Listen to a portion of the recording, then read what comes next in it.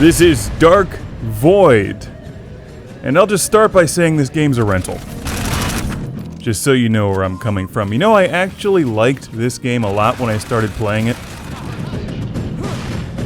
It's like a cheesy B-movie science fiction adventure where you enter the Bermuda Triangle and end up on this island like in King Kong. It's the kind of game where characters wear the same clothes in combat and in flashbacks from 3 years ago. They just don't buy new clothes. I guess this is it. Hey, if it's not broken and it doesn't smell, why change it, right?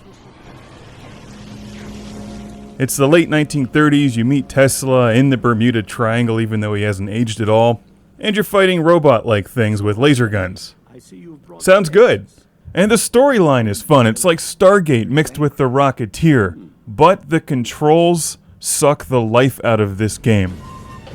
And that's where it gets you, primarily the flight parts, because the controls and the flying parts of this game are just unplayable. The problem is that it's very touchy and you really can't tell where the enemies are. The heads-up display on the top right is pretty much useless throughout the entire game, which isn't so bad when you're on foot, but when you're in the air, there's no easy way to tell where the enemies are and you have to machine gun all of them throughout these lengthy battles.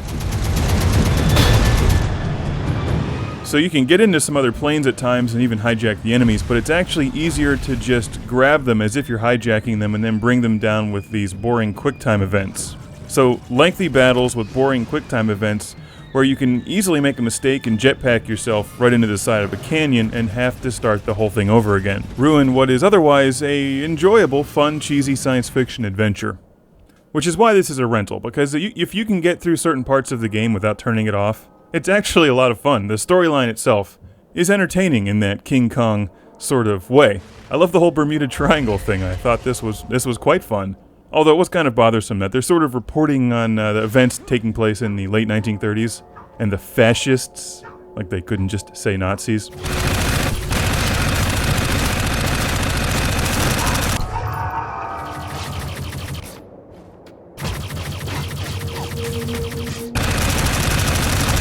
There's a variety of different combat situations in the game. Sometimes you're fighting in these typical ground battles with machine guns and grenades.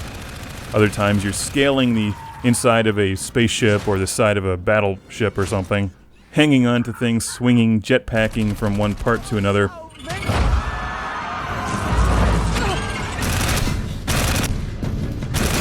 While the ground combat is nothing excellent, nothing to really write home about, it's actually the best part of the game because it's what moves the storyline along. It's when you get into the aerial parts where you have to use your jetpack that it just really unravels, because the jetpack controls just suck.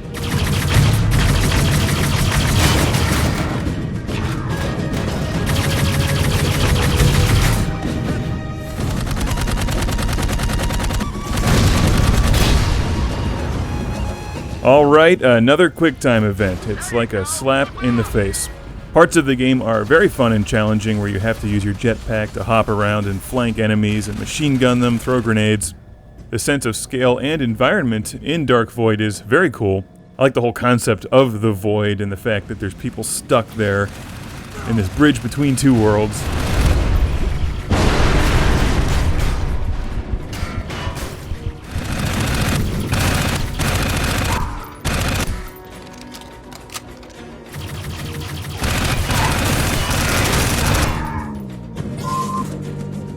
I like cheesy science fiction adventure games. I think this one looks really cool.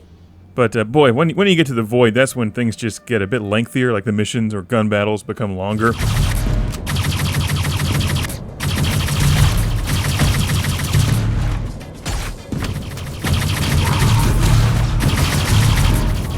And there's just not that much diversity in the combat. You end up doing the same thing over and over frequently, which I suppose can be said about most games, but it's really noticeable in here when you're being agitated by other things, like the jetpack.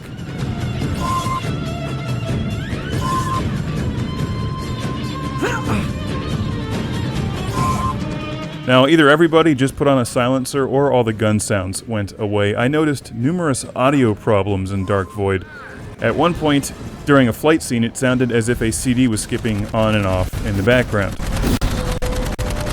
If you want a great action adventure from Capcom, you get Bionic Commando or Monster Hunter. Leave Dark Void alone, unless you want to rent it. Because the game has its merits, they're just hidden beneath those terrible flight controls and a couple other issues. All of which really make Dark Void live up to its name.